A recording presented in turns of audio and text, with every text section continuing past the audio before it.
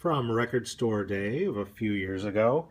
This is a double vinyl set from the Beach Boys. As you can see, it's Good Vibrations and Heroes and Villains, probably their two most elaborate and intricate singles from the mid-60s, in monophonic 78 RPM. Now, if you don't know what that means, mono is, of course, the opposite of stereo, or the complement to stereo, or the predecessor, whatever you want to call it. One channel of sound versus two. That means the same thing comes out of all of your speakers. That doesn't mean just one of your speakers works. It means the same thing comes out of all of your speakers. And 78 is the speed that early sound vinyl and shellac discs used. If I'm having to explain all this to you, you're watching the wrong channel. Anyway, this was from Record Store Day, and both of these tracks are on here in two versions apiece. So disc 1 has the regular versions, the standard versions that were released in 66 for Good Vibrations, 67 for Heroes and Villains, and then early take, alternate take, as you can see. I don't know why it says production Michael Murphy, because Brian Wilson is the one who's behind all this, as you must know. And this was promoting Smile, the Smile Project, which was supposed to be the follow-up to Pet Sounds, and the centerpiece of that album would have been these two tunes, as opposed to the centerpieces for Pet Sounds were things like Wouldn't It Be Nice and God Only Knows.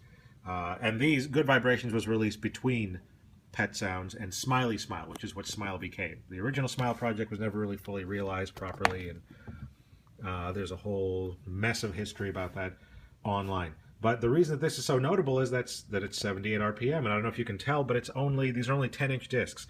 That's why you only have one song per side. This is just like the old fragile shellac records that they had through about the early 50s, which had one song on each side. It was 10-inch. It spun at the very high rate of 78 RPM. They were mono. They were played with slightly bigger diameter cartridges, or rather styly, than standard 45s and 33s. And now we're going to open this up. So there's the label. This is I don't know if you can tell that, it's sort of chocolate brown recreation of the Capitol label of the 1940s and 50s. Capitol began in the late 40s. And back then, you would usually see on pop records a black label. So I'm not sure why they chose this color. This is the color that I would have seen most prominently. I would have seen it back in the early 80s. There's a black one. That's really what it looked like. And so these are the alternate takes of that. And so I'm going to just show you here what it looks like when you listen to these. So that's what it looks like on the turntable itself. So as you can see, it's not a 12-inch, but a 10-inch. And we'll flip it to 78 there and turn it on. And let's see, look how fast that spins.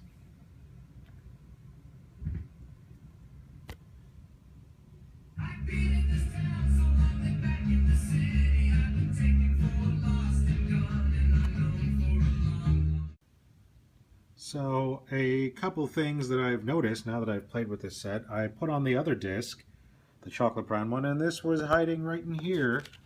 Put a nice sort of a scuff on one side of this record, and the edge of it, this whole piece fell off.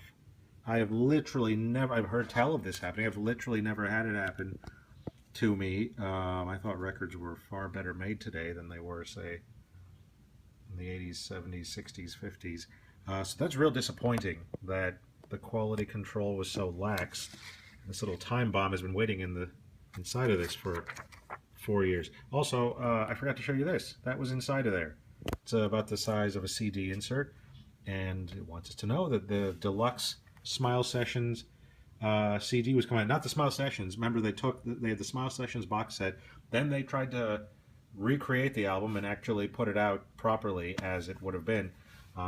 Which I'm sure most people will disagree with me, and I'll link to this blog post that I wrote years ago, saying that really the 19 tracks or whatever on the Smile CD as released in 2011, it was too much. It sounds like atmospheric music for a documentary about surfing, and I know that that's heresy, and I'll get a lot of people complaining about that and saying I don't understand the genius of Brian Wilson. Well, I like Brian Wilson just fine. I have no beef with him or the Beach Boys, and I'm not an apologist for Mike Love. I just think, at all, by the way, I just think that it's a much tighter album if you had fewer songs. And really, the songs from Smile that, as they dribbled out in the late 60s on the various albums, Smiley Smile, Friends, 2020, Surf's Up, those versions, some of those would have made a good side one along with Good Vibrations. And then side two, it would have been great if they had had one of the really long edits of Heroes and Villains. I think the longest released one that's out there of Heroes and Villains is maybe 4 or 5 minutes when you edit the two parts together. But there have been versions, people put them together online using bits and pieces from the 1993 box set and from the Smile sessions and everything. There's versions of Heroes and Villains out there that you could assemble that are like 10, 12 minutes long. That would have been pretty amazing if they had put that out and taken up almost a whole LP side back in '67. It's not a bad album, but disappointing. And as far as this double set, I'm glad I have it. It does sound excellent, but real disappointed about this crazy errant vinyl that came off of it because somebody wasn't paying attention at the pressing plant.